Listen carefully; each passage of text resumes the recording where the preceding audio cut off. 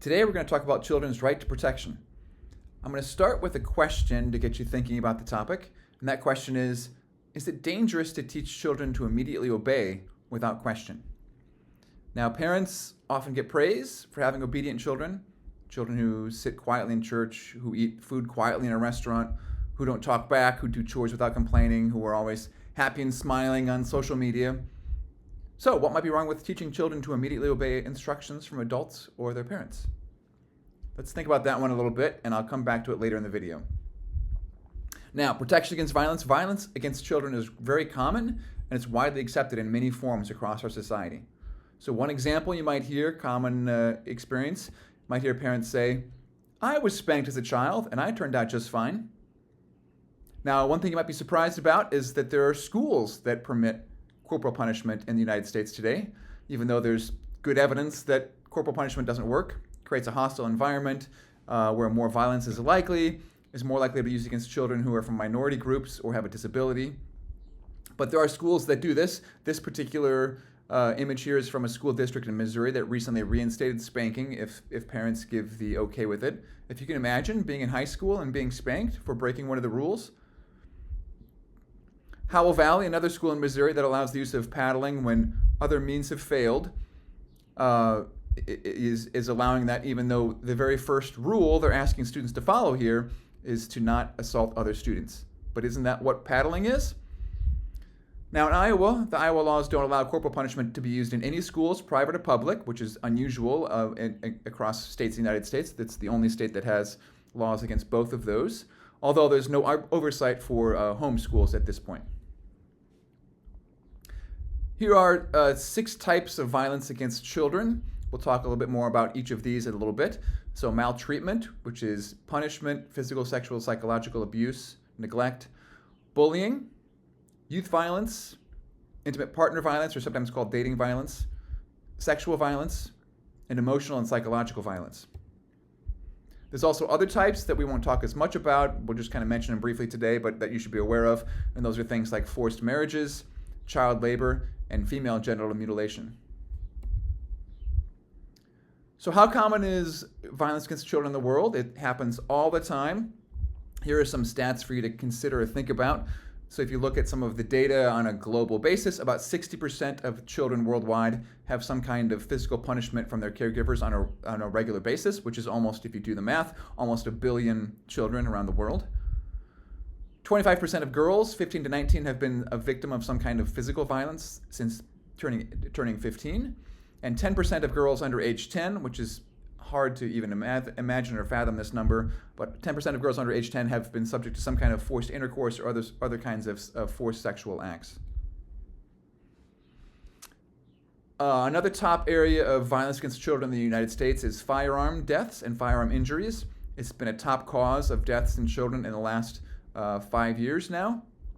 In 2023, there were 3,500 deaths related to firearms in the United States, which is 18% of all child deaths in the country. The top types of deaths from firearms would be homicides, and then suicides, and then a much smaller portion would be unintentional, undetermined incidents. If you look at the suicide data, about 40% of child suicides involve a gun, so they're a very common way that people attempt and complete suicide. And 90% of those guns are from the child's home. So having a gun in the home greatly increases the chance of death by both homicide and suicide if you look at the data on those cases. And there's an inequity here in terms of firearm mortality. So Black African American children have a much higher mortality rate than non-Hispanic white children. Another common form of violence is bullying. So if you look at the data on bullying, about 26 to 47% of students who are in their mid-teenage years have been bullied at 1 or more days in the past 30 days. So it's very, very common. Cyberbullying makes bullying very easy. It's also very common, and there's often little that parents or others can do to stop it. And even if you're not one who's bullied yourself, observing it or being in a setting where bullying is occurring creates negative consequences such as feeling unsafe, anxiety, or depression symptoms. Child labor is another form of violence against children, also very common worldwide, not something that we think about as much in the United States most of the time, but it is very common globally. About 160 million children are in child labor based on some estimates, and many of those who are working in child labor situations are in hazardous conditions. About half of those are in hazardous conditions, such as mines or heavy equipment where there's danger to being injured, or chemicals or things that they're breathing or being exposed to that might result in some kind of physical or mental harm. It can lead to slavery, trafficking, sexual, economic exploitation, other ways that they're used that violate their rights in other ways as well. And of course, even if you're working in a safe place, even if you're not being trafficked or harassed or exploited, it still cuts you off from school and healthcare because you're spending all your time at work instead. So it really violates your access to many other rights as well. And it also leads to many cases of violence and abuse against them. A couple of years ago, Iowa reduced restrictions on child labor and reduced penalties for employers when children were injured on the job. And so it's also a rising concern in Iowa as well. Even though there are more limits in Iowa than there are in other places around the world, it's still a concern in terms of students or children being exploited and having working in dangerous conditions, being injured or harmed in the work that they're doing. Now, the most common form of abuse is called denial of critical care, which is often called neglect. So this is by far the majority of the types of abuse we see in Iowa.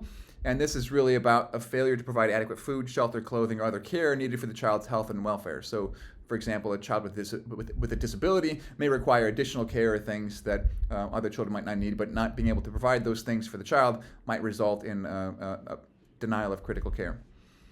It could also be things like failure to provide proper supervision, which is like allowing drug use or having illegal drug use in the home, failing to respond to an infant's life-threatening condition or other things where you're not responding appropriately to a child's health or nutritional needs. It's by far the most common in the United States. There's some estimates about 75% of the cases of abuse in the United States are of this type of critical care denial or neglect. In Iowa, we'll look at some numbers in a little bit. It's a little bit lower than that in Iowa, but we'll see some of the numbers in a little bit. The issue with neglect, it's one of the ones that we highlight here because it's the most common, but also it's one that seems to be the easiest to solve. It often happens when parents are overwhelmed by the problems of life and they just don't have the means to solve them. So these are not things where parents set out to be thinking, oh, I'm going to abuse my child today by withholding food or making them sleep somewhere dangerous or not having access to the things they need. But it's often just parents become overwhelmed and can't solve these issues or problems without the support, and the support isn't there, and so they're unable to solve these problems. Common causes of things are things like family illness. So the person who works in the family, who provides the money, gets sick, can't work, then they lose their job, then they have to get evicted, then they can't afford food. So all these things kind of cascade on top of that very quickly. Substance abuse is another important cause. So a person in the household addicted to drugs or alcohol, they're not able to function effectively or purchase food or pay for things that the family needs, often causes that neglect that families can't solve with the resources that they have.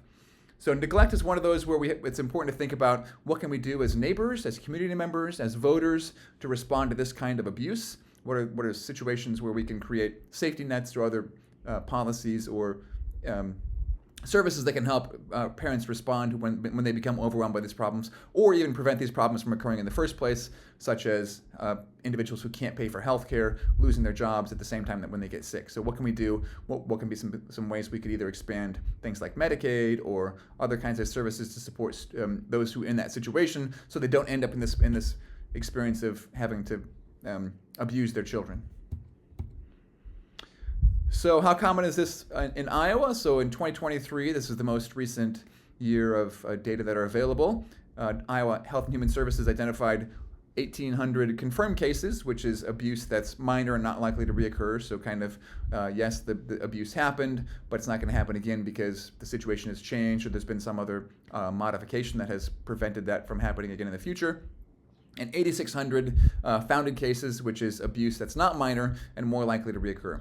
And you can see the numbers here. So neglect in Iowa is also the most common type of abuse, around 60%. Number two is dangerous substances, so having drugs or other illegal substances in the home. And then you can see drugs in the child, physical abuse and sexual abuse are much less common.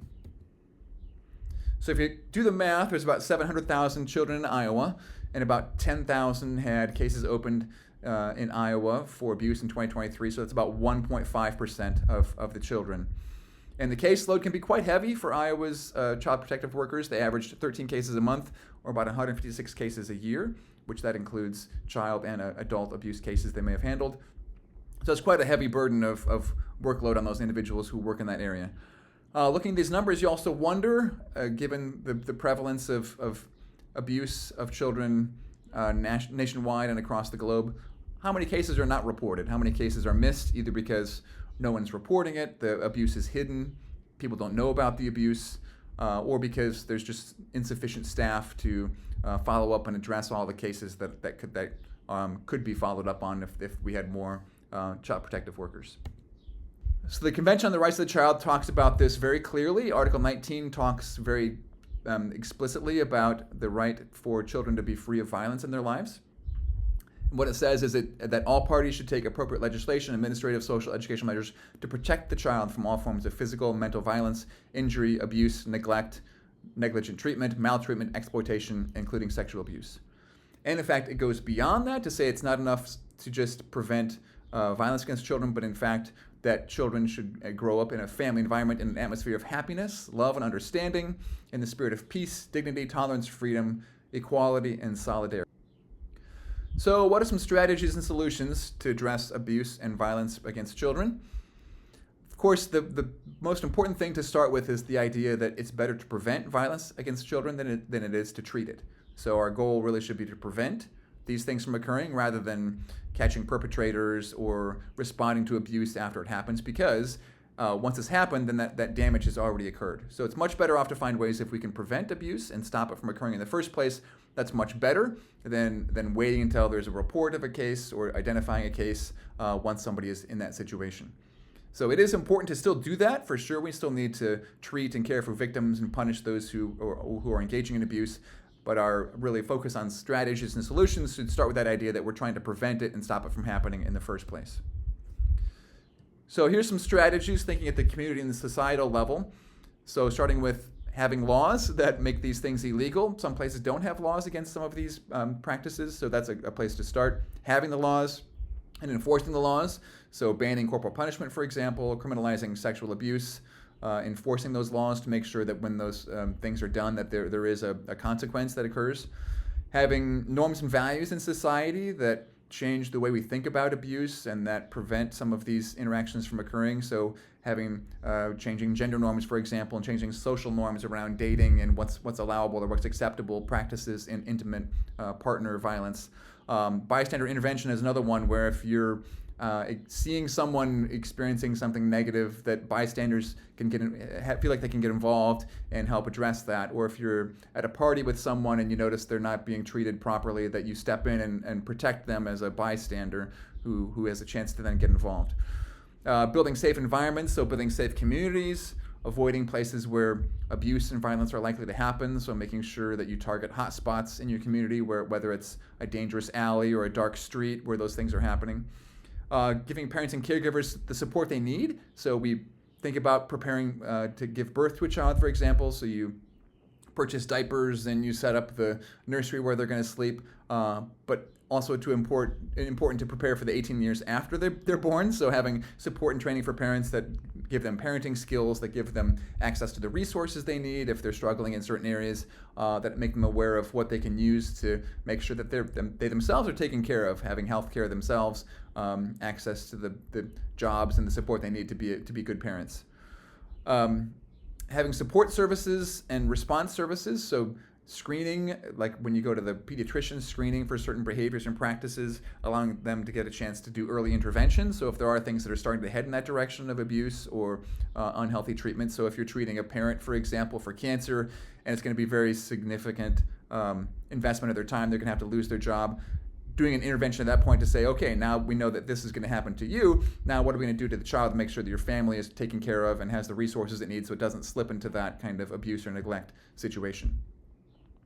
Educational life skills preparation, so making sure that individuals have the skills they need to have success in those situations. Teaching about intimate partner violence, for example, in schools, so that people know what's appropriate behavior or not. They may not have ever seen appropriate dating behavior in their parents, or maybe their parents aren't together, and so they may not know what that is supposed to look like, and they assume that certain behaviors that they are experiencing are normal or typical when they're really not. Social media is another place where lots of bullying and other things can occur. Having those companies take responsibility for addressing that and making sure that they're protecting the safety of those that are using those tools. And then another strategy is what's called strong neighborhoods and communities. Talk about that in just a minute, but that's another strategy where we think about how neighbors and communities can take action to reduce abuse in their communities. The idea is to create this environment where families who are struggling get the help they need before abuse or neglect situations occur, so that they don't have to fall into that situation. So it's the strong communities idea is that neighbors, churches, organizations in the community can all come together and work together to prevent these cases of abuse from happening in the first place. So this was a significant research project that happened in Northwest South Carolina, and it's based on this idea that it was easier to pick up the phone to report a neighbor for child abuse than it is to pick up the phone and offer someone help before abuse happens. So how do we change that model where it's just as easy to say, hey, I notice you're struggling to provide meals for your child, how can I help you get those? Just as easy as it is to call up and say, hey, I notice this child has injuries on their body and I don't know where they're coming from. So the focus is on changing the environment and the community where everyone lives together and where children are growing up, rather than targeting only those families or individuals that are at risk.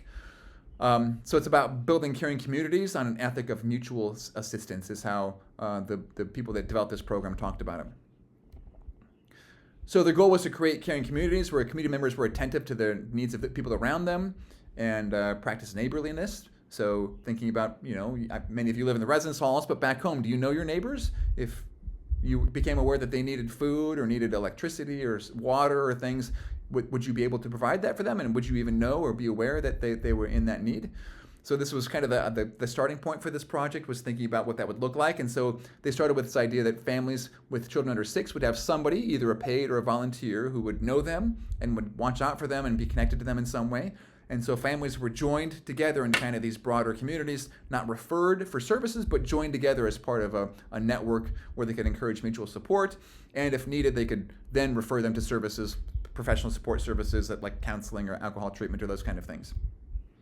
So it was implemented in northwestern South Carolina. It took them multiple years to build out this program, but they started by spreading the word. So they would go to churches, organizations, community groups, talk about what they're trying to do, and then mobilize the community to facilitate this kind of natural helping and supports. So they would build neighborhood associations, community groups. Others would be involved in these efforts to make sure, hey, I noticed my neighbor has a child under 6. Let's connect with them and see how things are going and what we might be able to offer and support them. They had events, they had all kinds of trainings, they had things they would list out so they could make those available to families. But again, it's this idea of joining a community, being a place where you're known and recognized and acknowledged, and not a place where they're waiting to see signs of somebody abusing a child. When they did this proactively, they focused on these community level supports. They found there's much less parental stress because parents aren't worried about what's going to happen if I get sick and I can't pay the bills. Is my child going to go hungry?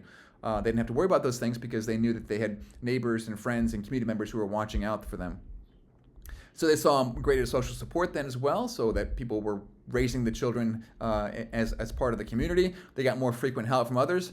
And even if you looked at some of the health and emergency and maltreatment cases, there were fewer emergency room visits during the period of the program. So there was a reduction in emergency room visits as connected with neglect. So a 68% reduction for those in the participation area versus 19% in the comparison area. So a great drop in emergency room visits and hospital stays associated with neglect.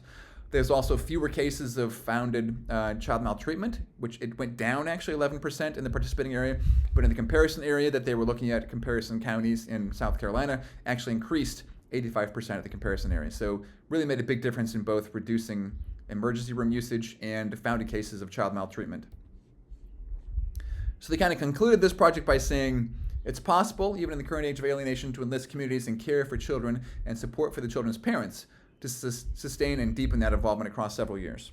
So the strong communities experience proved to be transformative for both the volunteers and the communities, and I would add the children themselves too. So to wrap up our video today, to return to the question at the start of the video, why is it a problem to teach children to obey? So hopefully you had a chance to think about that question a little bit. And you may have your thoughts, but here's what I will share. I would say that teaching children to obey parents sets them up to be victims of abuse in the future, and also decreases the likelihood that the child will be willing to report the abuse to another adult to get that abuse to stop. So teaching a child to obey limits their development of their own sense of right and wrong. It sets them up to be in abusive relationships as an adult as well. If they're used to just being told what to do, then what would prevent them from getting in a relationship with a intimate partner who is just as abusive in telling them what to do now that they're an adult. So if they're used to that as a child, it really sets them up for that same thing as adults. And I would go farther than that to say that children have a duty to not obey a parent or other adult if it would cause them to be harmed themselves or to carry out an act of injustice. So my favorite example of this is you're on a softball team or you're on a baseball team and the coach says, oh, hey, pull you aside for a second. Hey, that second baseman is really killing us. When you slide into second base this time, just put your cleats up and we'll see if we can get them out of the game because they're really killing us on the when they're up to bat. So we need to get them out of the game. You know, asking a child to do something that was not just or not correct. So having the ability for them to learn or to have that sense of themselves to be able to say, no, I'm not going to do that, or go and ask another adult and say, hey, you know, assistant coach over here is suggesting I slide with my cleats up into second base. Is that a good idea? So being willing to share and have the courage and the capacity to do that in those situations is really important for children. Okay, so our reading for this week is Inspire, the 7 Strategies for Ending Violence Against Children. Look forward to seeing you in class.